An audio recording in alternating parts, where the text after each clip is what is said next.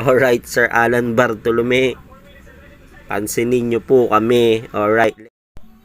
Happy days guys. Alright guys, saglit lang tong video na to at shoutout po natin ulit si Sir Alan Bartolome. Yung bumibili ng 20 pesos coins na lagpas sang kwelyo. Alright sir, magpapapansin po uli kami sa iyo para mapansin mo kami. Gagawa po uli ako ng panibagong video. At sa lahat po ng mga taong may hawak ng 20 pesos coins na lagpas ang kwelyo, pa-share po itong video na to para mapansin po tayo ni Sir Alan Bartolome. Alright Sir Alan Bartolome, ito po yung mga 20 pesos coins na merong lagpas ang kwelyo. Check po natin. Ayan po Sir Alan Bartolome, lagpas ang kwelyo.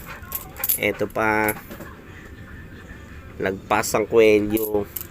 Ito pa, lagpas ang kwelyo. Ito pa,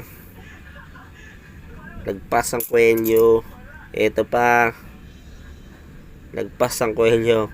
Alright Sir Alan Bartolome, pansinin nyo po kami. Alright, let's go. Thank you.